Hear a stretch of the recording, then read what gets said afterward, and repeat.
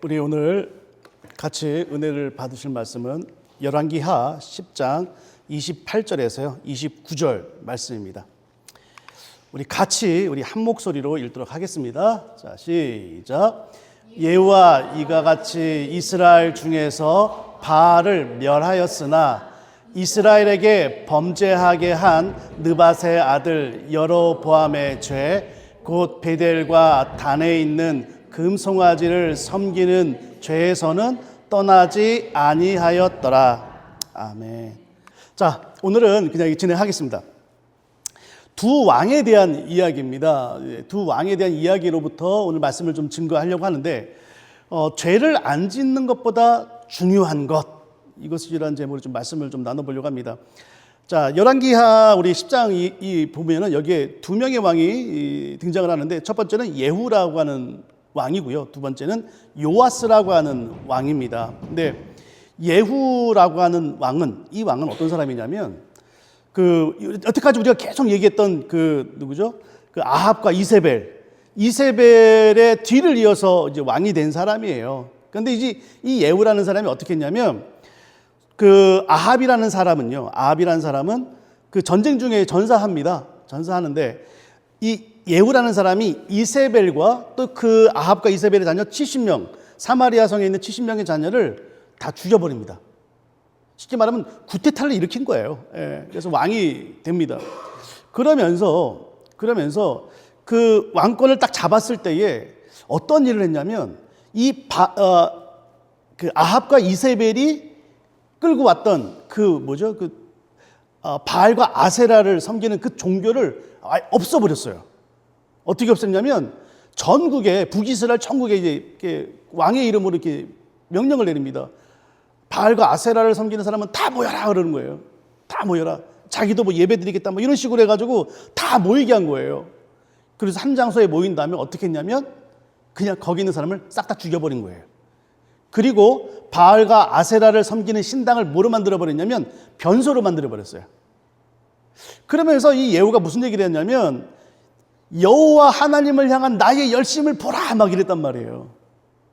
그러니까 이제 어떻게 해요? 이거 예후가 이 사람이 굉장히 또 하나님 편에 선 사람처럼 보이잖아요. 그런데 성경은 이 사람에 대해서 뭐라고 했냐면 오늘 읽은 본문에 이렇게 얘기를 하는 거예요. 여러분 다시 한번 좀 읽어볼까요? 자, 시작.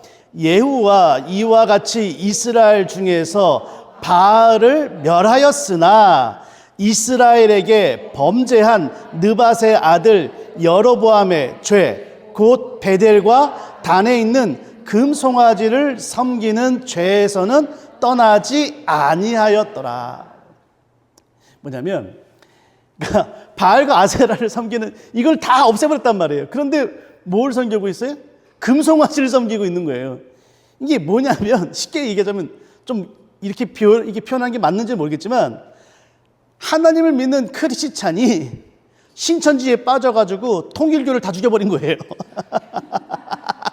이런 거. 하나님을 예수를 믿는 크리스찬이 신천지에 빠져서 통일교 믿는 사람 싹 다 죽여 이렇게 돼버린 거예요. 그렇죠. 결국에는 뭘 섬겼다? 금송아지를 섬겼다예요. 자, 두 번째 요아스라고 하는 사람입니다. 이 요아스는 7살에 왕이 됐어요. 7살에. 근데 누구의 뒤를 이어서 왕이 됐냐면 그의 할머니 아달랴라고 하는 여인의 뒤를 이어서 왕이 됐어요. 할머니의 뒤를 이어서 왕이 되었다? 이게 좀 이상하잖아요. 게다가 7살 때? 이게 좀 히스토리가 있는데 그게 뭐냐면요. 사실은 이 아달랴라고 하는 여인이 누구냐면 우리 여태까지 얘기했던 아합과 이세벨의 딸이에요. 이게 딸인데 이 딸이 당시에 북이스라엘과 남유다 좀 이렇게 친했거든요. 그래서 이 아합이 이 딸 아달랴를 누구한테 시집 보내냐면 여호람이라고 하는 남유다의 왕한테 시집을 보낸 거예요. 둘이 결혼했어요. 근데 이 왕이었잖아요. 그러니까 이제 후임 왕이 있을 거 아니에요. 그 아들인 아하시아가 왕이 딱 이어받았는데 그래서 이 아하시아가 좀 전에 얘기했던 예후 있죠. 그 사람한테 죽임을 당한 거예요.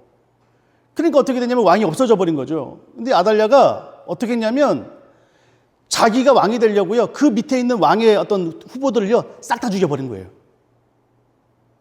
싹 다 죽여버렸어요. 자기 이게 손자도 있을 것이고 막 있는 모든 사람을 싹 다 죽여버린 거예요. 그때에 여호야다라고 하는 제사장이 있었는데요. 그 사람이 바로 이 요아스를, 한 살배기 요아스를 데리고 피신을 갑니다. 그래서 이 요아스를 어디서 키우냐면 성전에서 키워요. 제사장이니까, 그죠? 성전에서 꾹꾹 몰래 숨겨놓고 키웠단 말이에요. 그러다가 이 아이가 7살이 될 때에 이 여호야다가 왕으로 세운 거예요. 그리고 아달랴를 죽여버리고. 그러니까 여러분 잘 보세요. 7살짜리가 이제 무슨 뭘 알겠어요. 그러니까 여호야다가 옆에서 이렇게 도와줬단 말이에요. 흔히 말하는 섭정을 한 거죠. 근데 여호야다는 굉장히 하나님 앞에 이렇게 메인 사람이거든요. 그러니까 이 왕이 어떻게 했냐면 어렸을 적에 여러분들 한 살부터 어린 나이지만 거기서 뛰어놀고 거기서 보호를 받았기 때문에 이 왕에게 있어서 성전은요, 고향과도 같았고 안식처와도 같았고 거기에서 평안함을 누렸단 말이에요. 그러니까 이 왕이 왕이 된 다음에 어떻게 했냐면 나중에 이 성전의 기능을 회복합니다. 성전을 수리하기도 하고. 왜냐하면 거기가 어디에 자기의 마음, 어렸을 적에 있는 그런 어떤 독특한 마음이 있었단 말이에요. 그런데 또 문제가 있어요. 이 여호야다라고 하는 사람이 죽은 다음에 자신을 신앙적으로 도와주거나 이제 좀 제어하거나 이런 사람이 없어버리니까 본색이 드러나는 거예요. 그래서 나중에 이제 엉망이 됩니다. 그래가지고 이 여호야다의 아들인 호세아라는 사람이 왕이시여 그러면 안 됩니다 막 그랬단 말이에요. 그랬더니 이 사람이 어떻게 했냐면 이 호세아를 성전 뜰에서 때려 죽여버리는 거예요. 자기가 그렇게 아끼던 성전에서 때려 죽인 거예요. 자, 이것이 우리 오늘 이야기할 어떤 사건의 내용이에요. 자, 보시면 이 두 왕이 있죠. 이 두 왕을 보면 여러분들 공통점이 있죠. 첫 번째는 뭐예요? 뭔가 좋은 일을 했다. 바알과 아세라를 없애버렸고 성전의 기능을 회복했다. 근데 또 공통점이 있어요. 뭐예요? 둘 다 안 좋게 끝났다. 그렇죠? 여러분, 이 두 왕의 이야기를 통해서 우리가 배울 수 있는 게 뭔지 아십니까? 뭐냐면요. 그러니까 우리가 드러나는 죄의 어떠한 특정한 죄 있잖아요. 바알과 아세라를 섬기거나 성전을 무시하거나 이 특정한 죄를 끊어버리거나 없애는 게 중요한 것은 아니다라고 하는 거예요. 다시 한번요. 특정한 죄를 안 짓거나 끊어버리거나 이것을 거부하는 것이 사실은 본질적으로 중요하지 않다라고 하는 거죠. 왜요? 이 사람 둘 다 죄를 하나씩 끊어냈잖아요. 그죠? 그런데 어떻게 또 죄를 범했단 말이에요. 그래서 특정한 죄를 끊어내는 게 중요한 게 아니라는 거예요. 자, 예를 들면 이거예요. 제가 어느 유튜브인가 어떤 TV를 봤는데 어느 유명한 연예인이 그런 얘기를 해요. 자기가 담배를 그렇게 많이 폈대요. 그래가지고 금연하려고 이제 아주 온갖 노력을 했는데 안 되는데 어떻게 하다가 금연껌을 씹게 됐대요. 금연껌을 씹은 다음부터 담배를 안 피게 됐대요. 근데 문제는 뭐냐면 금연껌에 중독이 됐대요. 금연껌에 중독이 됐대요. 금연껌을 못 붓겠대요. 여러분 잘 보세요. 어떠한 중독, 그러니까 예를 들어서 술 중독, 이것을 끊어내기 위해서 뭘 사용했냐면 쇼핑 중독을 이용했다. 그럼 이게 옳은 거예요, 틀린 거예요? 문제가 있는 거잖아요. 중요한 건 뭐예요? 담배를 끊는 게 중요한 게 아니라 쇼핑을 끊어버리는 게 중요한 게 아니라 뭐예요? 중독에 빠지는 이 사람의 상태가 중요한 거잖아요. 그죠? 그렇지 않아요? 다시 한번요. 정말 중요한 건 뭐냐면 이 사람이 담배를 끊는 거나 아니면 쇼핑을 끊거나 이게 중요한 게 아니라 이 사람이 쉽사리 중독에 빠지는 이 사람의 상태가 중요한 거잖아요. 그죠? 마찬가지예요, 여러분. 이 사람이 바알과 아세라를 끊어버리는 게 중요한 게 아니라 그 다음에 성전의 기능을 회복하고 그게 중요한 게 아니라 성경은요, 이러한 죄들을 뭐라고 표현했냐면 죄들이란 복수로 쓰고요. 그 다음에 이 죄를 짓게 하는 본질적인 죄가 있어요. 이걸 단수로 써요. 다시 한번요. 바알과 아세라를 섬기게 하고 그 다음에 성전을 무시하게 하고 이런 것들은 죄들은요, 예, 죄들이에요. 근데 이 죄들을 일어나게 하는 근본적인 죄의 세력이 있다는 거예요. 이것이 해결되지 않은 한 이거 모양만 바꾼다는 거예요. 모양만. 그러면 여러분, 죄들을 짓게 하는 이 죄의 세력, 가장 본질적인 죄의 세력은 뭘까요? 이것 때문에 모든 죄들 다 드러나요. 그 죄를 뭐라고 그러냐면요, 로마서에서 5장 12절은 이렇게 얘기를 하고 있습니다. 우리 같이 한번 읽어볼까요? 자, 시작. 그러므로 한 사람으로 말미암아 죄가 세상에 들어오고 죄로 말미암아 사망이 들어왔나니 이와 같이 모든 사람이 죄를 지었으므로 사망이 모든 사람에게 이르렀느니라. 잘 보시면 여기에서요, 한 사람으로 말미암아 이 죄가 들어왔대요. 다시 말하자면 죄들을 짓게 하는 죄가 한 사람으로 말미암아 들어왔대요. 여러분, 그 한 사람이 누구예요? 아담이잖아요. 아담. 그러면 아담이 지은 죄가 뭐예요? 자기가 스스로 하나님이 되려고 그런 거잖아요. 여러분 잘 보세요. 성경은요, 죄들을 짓게 하는 죄는 반드시 나누고 구별을 하고 있어요. 그런데 이 죄들을 짓게 하는 죄를 뭐라고 그러냐면 바로 하나님이 되고자 하는 마음이 가장 죄의 본질이래요.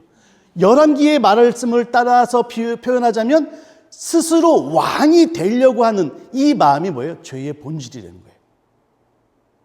다시 한번요. 모든 죄를 짓게 만드는 가장 본질적인 마음은 뭐라고요?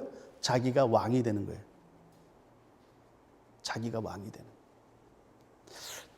저희가 이제 얼마 전에 지난주 금요일 날 밤에 이제 다니엘서가 끝났어요. 근데 다니엘서 보면 제국들이 막 그 바벨론, 페르시아, 헬라 이 제국에 그 왕들이 나온단 말이에요.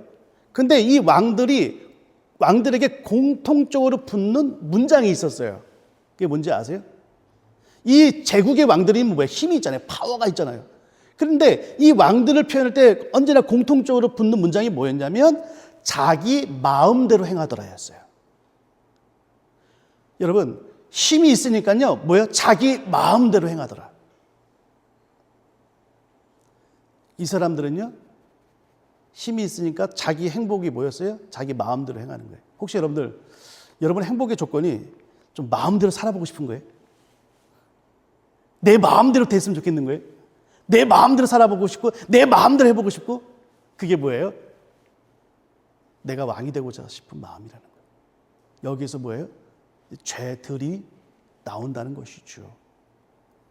그래서 여러분 잘 보세요. 성경은요, 특별히 신약의 복음서를 보시면 우리가 의인이 되었다라고 했을 때는요, 이 죄들 있죠. 죄들을 안 짓는 사람을 의인이라고 얘기하고 있지 않아요. 다시 한번요. 성경에서는 의인이라 하나님께서 받아주시는 사람은 이 죄들을 안 짓는 사람을 의인이라고 얘기하고 있지 않아요. 어떤 사람을 의인이라고 그래요? 예, 자기 마음의 왕이 바뀐 사람을 뭐라고 그래요? 의인이라고 해요. 다시 한번요. 이 죄, 본질적인 죄가 해결된 사람을 의인이라고 그러지 이 죄들을 안 짓는 사람을 의인이라고 얘기하지 않아요. 그다음에 여러분, 이거죠. 좀 이렇게 좀 딱딱한 얘기가 계속되는데, 그러면 내 안에 있는 이 죄들을 짓게 하는 이 죄가 해결되기 위해서는 어떻게 해야 될까요? 아주 쉬워요. 그죠? 우리가 너무 잘 알고 있는 사실이에요. 그게 뭐예요? 내가 왕이 아니라 누구를 왕으로 인정해야 되는 거예요? 예수님을 왕으로 인정해야 되는 거예요. 자, 성경은 이걸 이렇게 기록을 하고 있거든요. 우리 같이 한번, 우리 요한복음 말씀인데요. 같이 한번 읽어볼까요? 자, 시작. 빌라도가 이르되 그러면 내가 왕이 아니냐? 예수께서 대답하시되 내 말과 같이 내가 왕이니라. 내가 이를 위하여 태어났으며 이를 위하여 세상에 왔나니 곧 진리에 대하여 증언하려 함이로라. 무릇 진리에 속한 자는 내 음성을 듣느니라 하신대. 잘 보세요.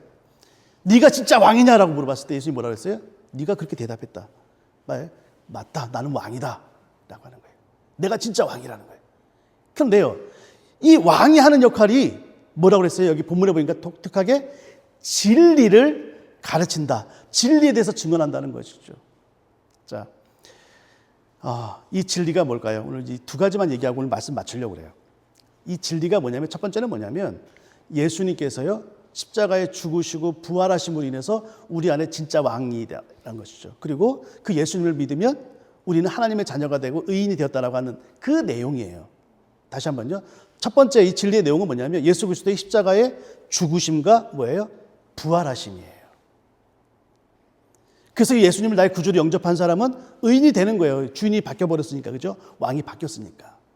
자, 그 다음에 두 번째 내용이 뭐냐면 이거예요. 그러면 이 죄들을 어떻게 할 것인가에 대한 이야기예요. 주인이 바뀌었잖아요. 네? 죄들을 짓게 하는 그 죄가 없어졌잖아요.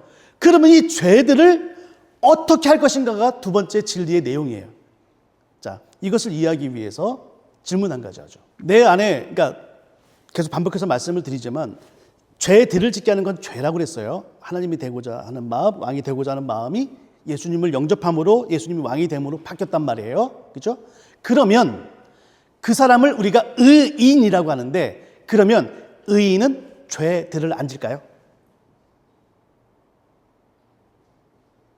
죄들을 안 질까요? 예.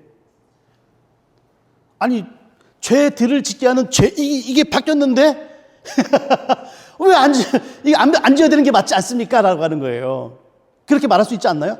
이 주인이 바뀌었으니까 죄들을 안 지어야 되는 게 맞잖아요. 그죠? 그럼 우리가 여러분들 죄들 안 지세요? 이래버리면 나는 구원 못 받았다. 아니죠. 주인이 바꾼 사람은 죄들을 안 짓는 사람이 아니에요. 주인이 바뀐 사람은요, 죄들에 대해서 어떻게 하는지 아세요? 회개를 합니다. 그래서요, 여러분 잘 생각하세요. 잘 이해하시기 바랍니다. 우리가 이런 생각을 해요. 내가 일주일 동안 엉망으로 살았어. 엉망으로. 그래서 오늘 교회 가서 회개하고 깨끗하게 돼야지. 오늘 교회 가서 열심히 회개해서 깨끗하게 돼야지. 여러분, 이 말이 맞는 말이에요? 틀린 말이에요? 틀린 말이에요. 여러분, 회개해서 깨끗하게 돼요? 회개하면 여러분 깨끗하게 돼요? 아니라니까요.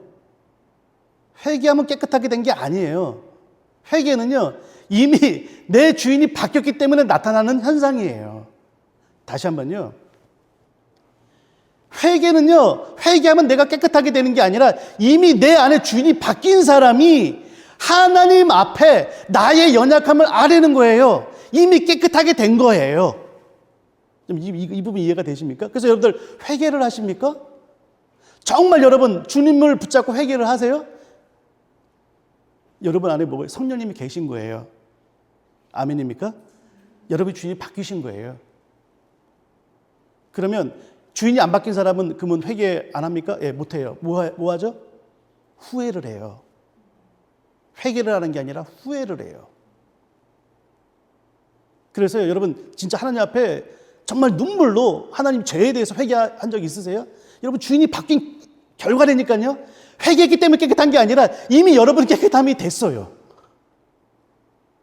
그러면 이 죄들에 대해서는 하나님께서 어떻게 역사하시느냐 이거예요. 자, 제가 한 3주 전인가 이런 말씀을 드렸어요. 자, 로마서의 말씀인데요. 다시 한번 로마서 7장 말씀인데 다시 한번 같이 읽어보시죠. 자, 시작. 오호라 나는 곤고한 사람이로다. 이 사망의 몸에서 누가 나를 건져내랴. 우리 주 예수 그리스도로 말미암아 하나님께 감사하리로다. 그런즉 내 자신이 마음으로는 하나님의 법을 육신으로는 죄의 법을 섬기노라.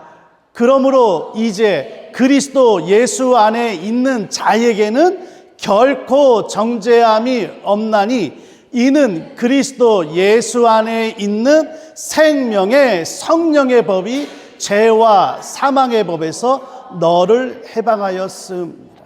사람들은요, 내 안에서 정죄함이 없는 것은 육신의 법과 내 성령의 법에 부딪혀서 말씀대로 따라 살면 정죄함이 없다라고 생각하는 것이 잘못됐다라고 말씀을 드렸잖아요. 그죠? 기억나십니까? 정죄함이 없는 사람은 뭐예요? 다시 말하자면 오늘 표현하자면 죄들을 안 짓는 사람이 아니라 어떤 사람이 정죄함이 없어요? 예수 안에 있는 사람이에요. 주님 안에 있는 사람이 정죄함이 없는다는 거예요. 이 드러난 죄들을 앉아서 정죄함이 없는 게 아니라 주님 안에 있으면 정죄함이 없다라고 하는 거예요. 그래서 여러분, 우리가 주인이 바뀌잖아요. 그러면 성령님이 우리 안에 임재하십니다. 그때 성령님께서 하시는 역할이 뭐예요? 정죄하지 않으시고 우리를 어떻게 해요? 회개하시는 거예요. 회개하게. 그래서 여러분들이 좀 전에 얘기했던 것처럼 회개하면 어떻게 돼요? 예, 내 안에 주인이 바뀌었다는 증거예요. 그죠? 정죄하지 않으시고 하나님의 성령님은 정죄하지 않고 뭐라고요? 회개하면 되는 거예요. 그래서 여러분들 반복적인 죄 있죠. 내가 안 지으려고 하는 막 앉았으면 좋겠고 막 벗어나고 싶고 막 밀어내려고 하는 그 반복적인 죄 있죠. 여러분, 그 죄에 대해서 하나님은 뭐라고요? 그 죄를 끊어내는 거, 안 짓는 게 중요한 게 아니라고요. 하나님의 입장에서는 뭐예요? 중요한 건 뭐냐면 내 마음의 중심이, 내 마음의 왕이 바뀌었느냐가 중요한 거예요. 그래서 뭐예요? 내가 지금 예수 안에 있느냐, 이게 제일 중요한 거예요. 정죄하지 않는데요. 여러분의 반복적인 죄 정죄하지 않는데요. 여러분이 뭐 하고 있으면 주님을 바라보고 있으면은요. 주님 안에 있으면 여러분의 반복적인 죄에 대해서 그거 하나 끊어냈다고 다른 죄 이것보다 우리가 예수 안에 있는 게 뭐예요? 하나님께서 더 원하시는 거래요. 정죄하지 않는데요. 그래서요, 뭐 하면 돼요? 회개하면 돼요. 자, 진리가 뭐냐면 뭐였어요? 하나님은 어떻게 하신다고요? 정죄하지 아니하시고 회개하게 하세요. 두 번째는 뭔지 아세요? 정죄하지 않으시고요, 위로하십니다. 다시 한번요. 우리가 하나님의 죄에 대해서 싸우잖아요. 하나님 이거 어떡합니까 하면서 회개라는 자체가 사실은 우리들의 연약함을 들여다보고 하나님 앞에 내놓는 자체가 고통이지 않아요, 여러분? 내 연약함 맨날 아래는 것도 고통이지 않아요? 근데 하나님께서는요, 그걸 뭐라고 그러셨어요? 정죄하지 않으시고 위로하신대요. 자, 사도행전 9장 31절입니다. 우리 같이 한번 읽어볼까요? 자, 시작. 그리하여 온 유대와 갈릴리와 사마리아 교회가 평안하여 든든히 서가고 주를 경외함과 성령의 위로로 진행하여 수가 더 많아지니라. 그래서 여기서 뭐라고 그랬어요? 예, 성령님께서 역사하셔서 뭐예요? 성령의 위로로 진행하여 수가 더 많아졌다는 말은 뭐냐면, 하나님의 경외함이라는 것은 뭐냐면 하나님을 왕으로 인정하는 것들이 막 일어나는 거예요. 그때 성령님께서 역사하셔서 어떻게 돼요? 위로가 넘쳤다. 다른 말로 여러분들 이거 혹시 나중에 성경 보시면 각주가 달렸는데 다른 말로 격려가 이어졌다라고 했어요. 성령님의 역사는요, 우리를 정죄하는 게 아니라 우리를 뭐예요? 회개하게 하고 그 현장에서 뭐하게 한다고요? 위로하세요. 회개하는 우리를 위로하세요. 그러면요, 어떻게 돼요? 죄들을 안 지을 수 있어요. 죄들을 안 짓는 것은요, 우리들의 결단이 아닙니다. 저 사람들도 아멘 하잖아요, 그죠? 분명 기대고 있을 거예요. 네. 그러니까 성령님의 역사는 우리가 회개의 현장에서 하나님의 위로를 들음으로 인해서 여러분 죄를 안 지시는 방법은 사랑을 경험할 때예요. 하나님의 위로와 사랑을 경험할 때 우리는 죄로부터 멀어질 수가 있는 거예요. 근데 하나님께서 뭐라고요? 위로해 주신대요. 위로해 주신대요. 자, 이제 말씀을 좀 정리할게요. 우리가 오늘 두 왕에 대한 이야기를 하면서 어떤 특정한 죄를 끊어내는 게 중요하지 않다라고 말씀을 드렸어요. 왜요? 본질적인 문제가 안 바뀌면 그 죄는 다른 형식으로, 이 죄는 끊어냈다 할지라도 다른 형식으로 드러나기 때문에 그렇습니다. 그래서 가장 성경상 중요한 것은 뭐예요? 그 임금이 바뀌었느냐, 내가 왕이 되려고 하는 것을 이것이 바뀌었느냐라고 하는 거예요. 정말 예수님을 나의 구주로 영접하고 내 마음대로 살고 싶습니다, 이게 아니라 하나님을 나의 왕으로 삼고 나의 진정 하나님을 삼고 그렇게 살아가는 인생에게 우리 예수님께서 주시는 위로가 뭐예요? 정죄하지 않으신대요. 그리고 뭐예요? 회개하게 하시고 정죄하지 않으신대요. 그리고 여러분의 반복적인 죄에 대해서 우리 주님께서는요, 정죄하지 않으시고 뭐라고요? 위로하신대요. 만일 이 얘기만 하고 말씀 마칠게요. 이 말이요. 다시 말하자면 하나님은, 우리 성령님은 우리들을 정죄하지 아니하고 회개하게 하시고 정죄하지 아니하고 위로하신다라고 하는 이 문장이 진짜 여러분에게 위로가 됐다라고 한다면 여러분은 죄와 싸워보신 분입니다. 다시요. 이 문장이 여러분에게 진짜 위로가 됐다라고 한다면 여러분 죄와 싸워보신 분이에요. 죄에 대해서 하나님 앞에 고민하고 몸부림쳤던 분이에요. 근데 만일 여러분들 우리 가운데 그게 뭐 좋은 얘기네, 이 정도로 끝난다면요, 죄송하지만 죄에 대해서 그렇게 싸워본 적이 없으셨을 거예요. 죄 때문에, 죄 문제로 인해서 눈물 흘리며 하나님 앞에 나가본 적이 없으셨을 거예요. 이 간단한 문장 하나가 이 문제 가운데 하나님 앞에 매달려 본 적이 없기 때문에 이 문장 자체가 여러분에게 위로가 안 되실 거예요. 도대체 그게 뭐? 하지만 여러분들이 반복된 죄로 인해서 하나님 앞에 절망하고 좌절하고 하나님이 나에게 정죄할까 두렵고 이 죄 때문에 하나님이 나를 사랑하지 않을까, 내 삶에 저주가 있지 않을까 불안해하고 그래서 하나님 앞에 매달려 본 사람은 이 문장 자체가, 이 구절 자체 한 구절이 여러분에게 그 자체만으로도 위로가 됐을 것입니다. 사랑하는 성도 여러분, 하나님 앞에 성령님을 의지해서 한번 나가보시죠. 그래서 그 회개 현장에서 하나님의 위로를 들어보시죠. 죄를 안 짓는 게 중요한 게 아니라 내 안에 주인이 바뀌었느냐, 내가 지금 주인님을 바라보고 있느냐가 중요합니다. 그런 저와 여러분이 되기를 주님의 이름으로 부탁을 드립니다.